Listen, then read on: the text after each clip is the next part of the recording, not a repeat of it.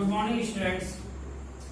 आज हम आपके सामने केमिस्ट्री का फर्स्ट लेक्चर लेके आए हैं। तो जैसा कि हमने फिजिक्स में कहा था, फिजिक्स आपकी खत्म हो चुकी है और फिजिक्स में आपको न्यूमेरिकल्स करने हैं। तो अब हम केमिस्ट्री की बात करते हैं। और केमिस्ट्री की अगर हम बात करें तो आपका अकॉर्डिंग टू बोर्ड अगर हम चले, बोर्ड में आपका लगभग 20 नंबर की केमिस्ट्री आती है। 20 नंबर की जो केमिस्ट्री आती है, इस 20 नंबर की केमिस्ट्री में से जो आपका सबसे पहला टॉपिक है वो है chemical reaction and chemical equation chapter first. ये आपके according to board exam 3 number के लिए मेजर होता है। 3 नंबर के अकॉर्डिंग ये बहुत ही छोटा और इम्पोर्टेंट और 3 नंबर के लिए आपको बहुत ही अच्छा चैप्टर है। तो हम स्टार्ट करते हैं इस चैप्टर को। तो थोड़ा सा समझते हुए चलेंगे। तो देखिए, केमिकल रिएक्शन पहला टॉपिक है इस चैप्टर का।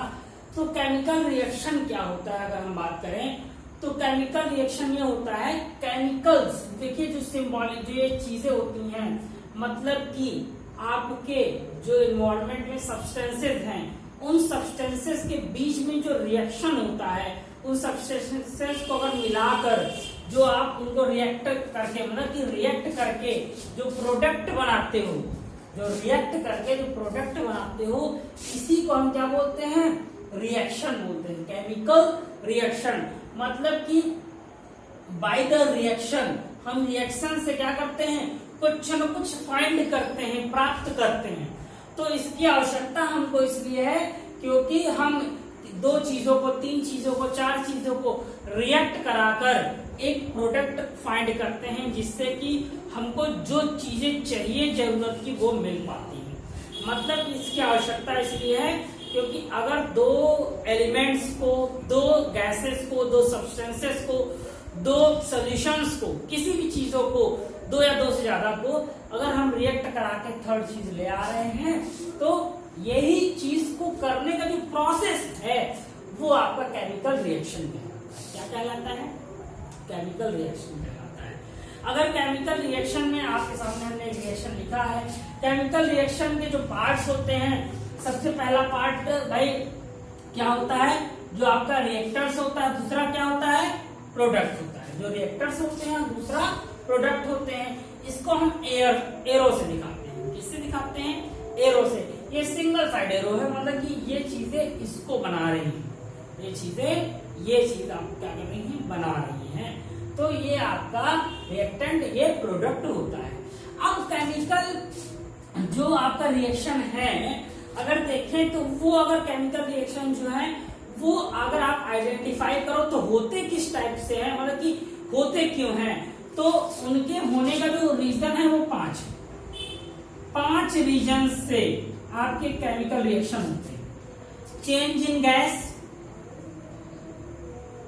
चेंज इन स्टेट, मतलब कि गैसेस को बदलना, 2 चीजों को रिएक्ट करा के तीसरी गैस ले आना, 2 गैसेस को रिएक्ट करा के तीसरी गैस ले आना, या एक गैस और एक किसी सॉलिड को मिला के तीसरी गैस या कुछ सॉलिड लेके आना।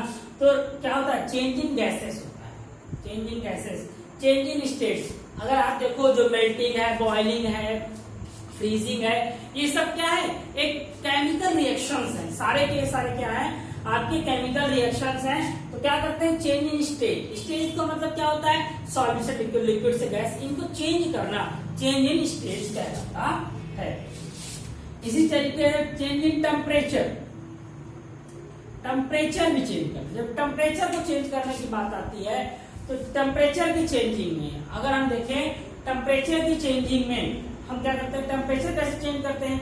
अगर आपको देखो, आपके पास अगर हम मान लें एक कोई बहुत ही हीटेड सब्सटेंस है, जैसे मान लीजिए पानी आपके पास बहुत ज्यादा हीटेड है, तो हीटेड जो सब्सटेंस है उसको अगर आप थोड़ा सा क्या करना चाह रहे हो, उसको नॉर्मल करना चाह रहे हो, तो नॉर्मल करने के लिए आप किसी चीज का यूज कर रहे हो, या नॉर्मल जो पीने वाला पानी होता है फ्रिज में रखते हो, ठंडा होता है, तो क्या होता है, टेम्परेचर चेंज किया ना, उस टेम्परेचर को चेंज करने का जो प्रोसेस है वो क्या है, वो केमिकल रिएक्शन है।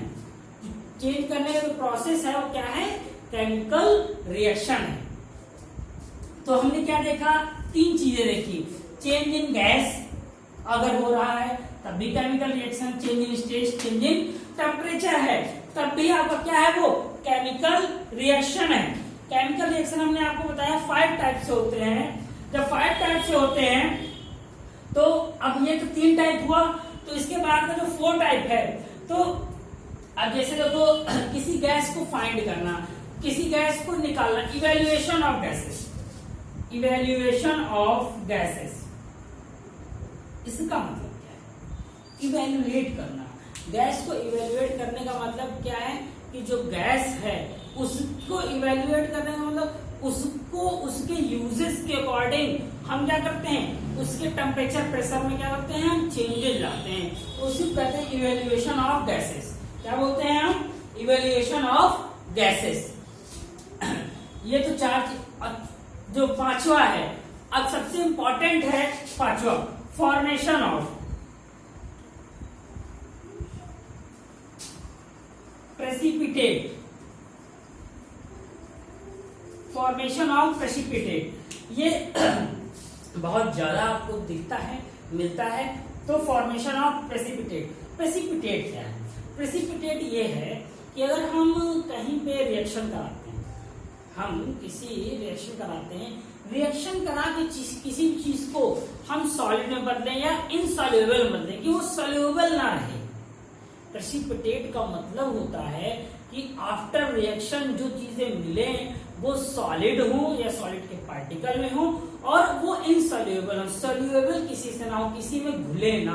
तो ऐसी चीजों को हम क्या बोलते हैं, फॉर्मेशन ऑफ प्रेसिपिटेट। सॉलिड बनाते हैं, कई चीजों को रिएक्ट करा के सॉलिड बनाते हैं। जैसे कि आप देखिए, आप कई चीजों को, जैसे कि आप देखोगे इन्वायरमेंट में है, या आप कई गैसेस से क्या होता है, हम उसको रिएक्ट करा के हम क्या करते हैं, उसको सॉलिड में चेंज करते हैं। तो सॉलिड में चेंज करना, सीधी सी बात याद रखिए, सॉलिड में चेंज करना फॉर्मेशन ऑफ प्रेसिपिटेट है।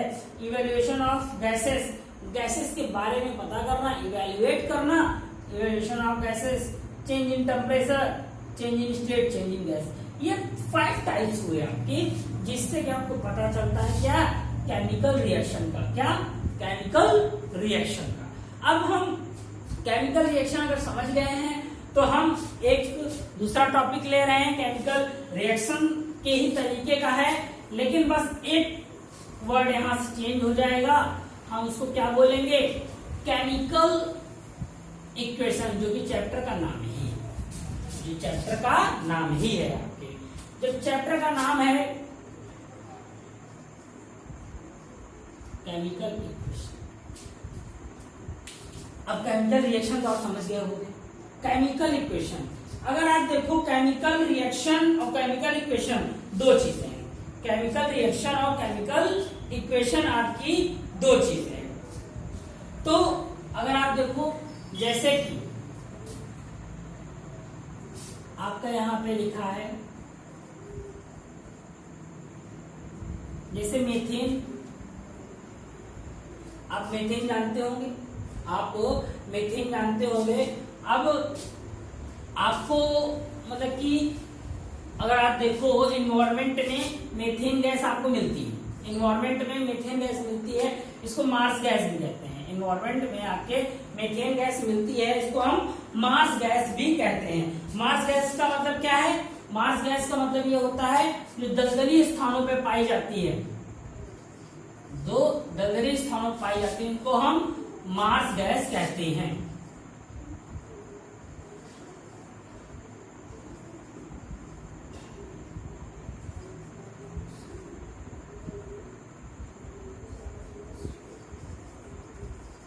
ठीक, तो मतलब हम आपको थोड़ा सा एक चीज बताते चल रहे हैं। यहां देखिए मीथेन है, मीथेन है, ये हमारा क्या है, ऑक्सीजन है, कार्बन डाइऑक्साइड और वाटर, ये बन रहा है। Methane plus oxygen, carbon dioxide plus water, ये बन रहा है। तो हम इसको क्यों लिखा हमने, तो केमिकल इक्वेशन का मतलब ये होता है, केमिकल इक्वेशन में हम सिंबॉलिक तरीके से लिखते हैं। सिंबॉलिक तरीके से लिखते हैं। जैसे अगर ये लिखा है, इसको सिंबॉलिक तरीके से अगर हम लिखें तो हम सिंबॉलिक तरीके से लिखेंगे तो मेथेन का जो फॉर्मूला होता है CH4 होता है, ऑक्सीजन का O2 होता है और कार्बन डाइऑक्साइड का CO2 होता है या H2। ये हमारा क्या है, ये सिंबॉलिक मेथड है। ये हमारा क्या है, सिंबॉलिक मेथड है। अब आप देखिए तो आपका जो ये सिस्टम है, हम इसको जो सिंबॉलिक तरीके से लिखते हैं, क्या करते हैं, जब हम सिंबॉलिक तरीके से इसको लिखते हैं तो ये हमारा क्या कहलाता है, एक हमारा ये केमिकल इक्वेशन कहलाता है। तब हमारा ये क्या कहलाएगा, केमिकल इक्वेशन कहलाएगा। सिंबॉलिक तरीके से लिखना ही केमिकल इक्वेशन है। सिंबॉलिक तरीके से लिखना ही केमिकल इक्वेशन है। केमिकल रिएक्शन और केमिकल इक्वेशन में सिर्फ डिफरेंस इतना सा है कि अगर आप देखो केमिकल जो रिएक्शन था उसको आप किसी भी फॉर्म में लिखो कोई दिक्कत नहीं है, लेकिन केमिकल इक्वेशन को हम सिर्फ और सिर्फ किस फॉर्म में लिखते हैं, हम उनको सिर्फ और सिर्फ सिंबॉलिक फॉर्म्स में लिखते हैं, सिर्फ और सिर्फ सिंबॉलिक फॉर्म्स में लिखते हैं। आप ये दोनों चीजें जानते थे, लेकिन हमने इन चीज को थोड़ा सा बताने की कोशिश की है। अब हम इस चैप्टर के बहुत ही मोस्ट इंपॉर्टेंट टॉपिक पे आ रहे हैं, केमिकल इक्वेशंस को बैलेंस करना। केमिकल इक्वेशंस को बैलेंस करना, केमिकल इक्वेशन की बैलेंसिंग की अगर हम बात करते हैं तो हम एक टॉपिक के हिसाब से चलते हैं कि होता क्या है, एक चीज को समझते हुए चलते हैं। तो हम अगर सबसे पहले देखें कि ये चीज होती क्या है, तो ये न्यू टॉपिक हमने ले लिया है। देखिए अगर balanced chemical equation, balanced chemical equation, तो बैलेंस्ड केमिकल इक्वेशन ये टॉपिक है हमारा, बहुत इंपॉर्टेंट और बोर्ड एग्जाम के अकॉर्डिंग 1 नंबर का 100% आने वाला टॉपिक। तो बैलेंस्ड केमिकल इक्वेशन अगर हम बात करें तो होता क्या है, पहली चीज हम इसको बात करें तो जब आप किसी भी चीज को रिएक्ट कराते हो, जब आप किसी चीज को रिएक्ट कराते हो, तो जब आप उसको रिएक्ट कराते हो तो जो आपका रिएक्टेंट होता है और जो प्रोडक्ट होता है, जो रिएक्टेंट होता है और जो प्रोडक्ट होता है, उसमें जितने भी एलिमेंट हो, रिएक्टेंट के जो एलिमेंट हो और जो प्रोडक्ट के एलिमेंट हो, दोनों के नंबर्स इक्वल होने चाहिए। Number of reactant equal to number of product. होता क्या है ये समझते हैं। तो जैसे कि यहां पे है, हमने 2 इक्वेशन लिखे हैं, हमने 2 इक्वेशन लिखे हैं, तो पहला इक्वेशन, दूसरा इक्वेशन। तो अगर आप देखो यहाँ पे, तो ये पहला इक्वेशन है Mg + O2 Mg। यहाँ पे एक Mg है, एक Mg है, 2 O2 है, एक ही O। तो ऐसे केसेस में अगर आप LHS और RHS देख रहे हो, ऐसे केसेस में अगर आपको दिखता है कि इक्वेशन बैलेंस नहीं है, इक्वेशन बैलेंस नहीं है, तो इन्हीं को बैलेंस करना ही इक्वेशन की बैलेंसिंग कहलाता है। इन्हीं को बैलेंस करना इक्वेशन की बैलेंसिंग कहलाता है। इसी तरीके से नीचे वाला देखिए आप, यहाँ पे Be2 है, ये C है, ये H2O है, यहाँ पे B देखो 2 है, यहाँ पे 1 ही, पहले ही पता चल गया अनबैलेंस है। और H यहाँ पे 2 है, यहाँ पे 4 हो गया, अनबैलेंस है। तो अगर इस हिसाब से हम देखते हैं तो दोनों इक्वेशन अनबैलेंस है, दोनों इक्वेशन क्या है, अनबैलेंस है। तो अब हम इसको बैलेंस करते हैं। तो बैलेंस करने का देखिए, एक तो पहला वाला इक्वेशन हम आपको दिखा रहे हैं बहुत शॉर्ट तरीके से, लेकिन जो आप बोर्ड एग्जाम में करना है उसको भी बता रहे हैं। देखिए यहाँ पे करना क्या है, आप Mg है, O2 है, MgO, यहाँ पे 2 अप्लाई कर दो, 2 हो गया, यहाँ पे 2 कर दो। अब देखो 2 Mg 2 O2, 2 Mg 2 O2, इस 2 का मल्टीप्लाई दोनों में होगा। अब दोनों तरफ बैलेंस हो गया, अब दोनों तरफ क्या हो गया, बैलेंस हो गया। तो इसको आप बैलेंस इक्वेशन आप बोल सकते हो, इसको आप बैलेंस इक्वेशन बोल सकते हो। अब इसी तरीके से यहाँ पे अगर आप देखो, ये दिया हुआ है, ये दिया हुआ इक्वेशन है पूरा। अब इसको हम आपको प्रोसेस से बता रहे हैं कैसे आपको बोर्ड में इस केमिकल इक्वेशन को बैलेंस करना है। बस बैलेंस करने में ध्यान ये रखना है कि जो नंबर अप्लाई करेंगे वो यहाँ कर सकते हैं। ये नीचे हम कोई नंबर नहीं जोड़ सकते, नीचे साइड हम कोई नंबर नहीं जोड़ सकते हैं। जो नंबर जोड़ेंगे हम बगल में ही ऐड करेंगे, मल्टीप्लाई करेंगे, सिर्फ नंबर को बगल में मल्टीप्लाई करेंगे। कोई नया एलिमेंट ना जोड़ सकते हैं ना सब्ट्रैक्ट कर सकते हैं, नया एलिमेंट ना जोड़ सकते हैं ना सब्ट्रैक्ट कर सकते हैं। तो ये आपका आप देख रहे हैं। तो हम इसके बैलेंसिंग की बात करते हैं। अगर हम बैलेंसिंग की बात करें, अगर इस बैलेंसिंग में अगर आप देखो तो जो दूसरा इक्वेशन है, आपको पहली बात तो दिख रहा होगा कि इक्वल है, क्या क्या कैसे कैसे हो सकता है। हम जल्दी से इसको कर भी सकते हो कई लोग इसको। तो अब हम इसको थोड़ा सा अकॉर्डिंग टू रूल करते हैं। अकॉर्डिंग टू रूल अगर देखें तो सबसे पहली चीज हम स्टेप वाइज चलते हैं। तो ये स्टेप फर्स्ट, स्टेप फर्स्ट क्या होगा, ये चीज लिखी रहेगी, ये स्टेप फर्स्ट हो जाएगा। इक्वेशन को लिखना स्टेप फर्स्ट है। स्टेप सेकंड, स्टेप सेकंड में हमको क्या करना है, स्टेप सेकंड में हमको करना है, देखो एक तो सिंबल्स, यहाँ पे रिएक्टेंट, प्रोडक्ट, तीन चीजें हैं, सिंबल्स, रिएक्टेंट और प्रोडक्ट। अब सिंबल्स क्या क्या यूज हुए हैं पहले वो बताइए आप। तो बी यूज है, सी यूज है, एच यूज है, ओ यूज है। रिएक्टेंट में बी के नंबर क्या है, बहुत ध्यान समझिएगा। रिएक्टेंट में बी के नंबर क्या है, 2 है। कार्बन कितना है, 1 है। एच कितना है, 2 है। ओ कितना है, 1 है। और प्रोडक्ट में बी क्या है, देखो 1 है, ओ भी 2 है, एच 6 हो गया। ओ क्या है, 2 है। एच देखो 4 यहाँ पे है और यहाँ पे भी 2 है, तो एच कितना हो गया, 6 हो गया। और ये आपका सी बन गया। हम सबसे पहले क्या करेंगे, पहला स्टेप होगा इक्वेशन को लिखना, दूसरा स्टेप होगा इसको क्या करना, आपको बनाना, इसको बनाना। सिंबल क्या है, रिएक्टेंट क्या है, प्रोडक्ट क्या है। सिंबल क्या है, रिएक्टेंट क्या है, प्रोडक्ट कहते हैं। तो सिंबलाइज किया, रिएक्टेंट बताया, प्रोडक्ट। अब अगर आप देखो तो ना बी इक्वल है, ना एच इक्वल है, ना ओ इक्वल है। तीन चीजें नहीं इक्वल है, तीन चीजें इक्वल नहीं है। तो अब जो फोर्थ स्टेप होगा, स्टेप 4, अरे स्टेप थर्ड, स्टेप थर्ड में हम क्या करेंगे, स्टेप थर्ड का मतलब यह है कि आप यहां पे इसको बता दी क्या, इट इज अनबैलेंस्ड। आपको ये चीज बतानी पड़ेगी। आप सोच रहे हो कि ये क्यों, क्योंकि देखिए बात ये है, कई क्वेश्चन आपके पेपर में आएंगे जो आपके क्या होंगे, कई क्वेश्चन आपके ऐसे होंगे जो बैलेंस होंगे। अगर आपको यहाँ देख रहे हो रिएक्टेंट और प्रोडक्ट इक्वल हो जाए, रिएक्टेंट और प्रोडक्ट इक्वल हो जाए,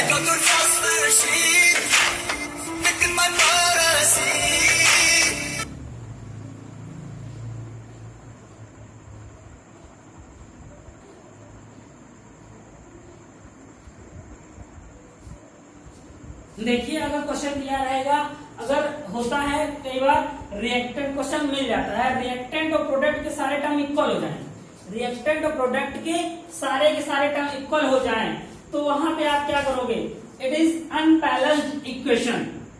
आप इस चीज को बताओगे, वहां पे क्या हो जाएगा, इट इज बैलेंस्ड इक्वेशन। यहाँ पे अनबैलेंस्ड हमने बता दिया। उसके बाद क्या है, स्टेप 4, टोटल 6 स्टेप होंगे। स्टेप 4 में अगर हम बात करें तो स्टेप 4 में क्या होगा, स्टेप 4 में अगर आप देखो सिंबल्स है, रिएक्टेंट है, प्रोडक्ट है, इससे हमको इक्वल करना है। तो आप पहला इक्वेशन लिखिए, पहले इक्वेशन लिखिए, BeC2H2O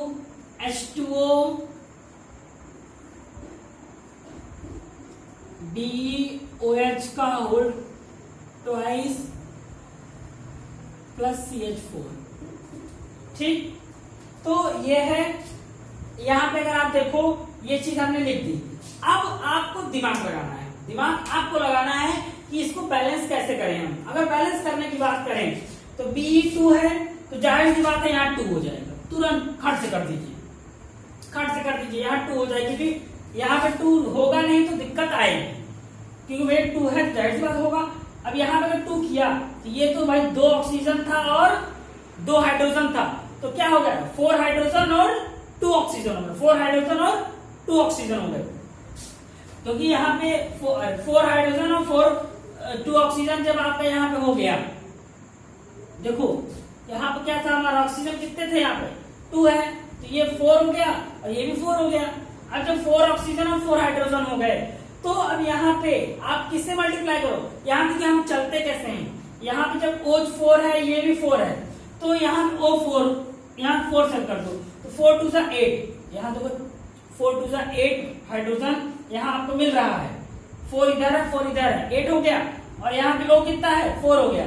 इस तरीके से देखो ये बैलेंस हो गया, इस तरीके से देखो ये बैलेंस हो गया। अब इसके बाद क्या करेंगे, इसके बाद क्या करेंगे, इसके बाद स्टेप 5 फिर से यही चीज करेंगे। स्टेप 5 में हम सिंपल रिएक्टेंट प्रोडक्ट फिर से लिखिएगा इक्वल, आपको अब तो भाई इक्वल दिखाएगा ही। उसके बाद स्टेप 6 में क्या लिखोगे, now it is a balanced equation. I think so clear हो गया होगा। सबसे पहले स्टेप 1 लिखना है, 2 में आपको बताना है रिएक्टेंट प्रोडक्ट को, इसमें बैलेंस लिखना है कि है या नहीं है, यहाँ पे फिर अगर नहीं है तो बैलेंस करना है। स्टेप 5 में सिंबल्स रिएक्टेंट प्रोडक्ट बताना है, और स्टेप 6 में जब बैलेंस हो जाएगा तो आपको बता देना है it is now balanced equation. तो इस तरीके से आप करोगे तो ये इक्वेशन आपको बैलेंस हो जाएंगे। इसी तरीके से आपको सारे बैलेंस के इक्वेशन करने हैं। तो हम नेक्स्ट क्लास में थोड़ा सा कुछ और बैलेंसिंग इक्वेशंस के क्वेश्चन लेके आएंगे और आपके टाइप्स ऑफ रिएक्शन भी लेके आएंगे। ये चैप्टर बहुत ज्यादा बड़ा नहीं है, इसलिए जितना जल्दी हो सकेगा खत्म करने की कोशिश करेंगे। सो गाइज, इसको कंप्लीट देखने के लिए थैंक यू। और आप इसको देखने के बाद अगर आपके पास कहीं से बुक हो तो उसको थोड़ा सा खुद से भी प्रैक्टिस कीजिएगा जरूर। So guys, thank you for today.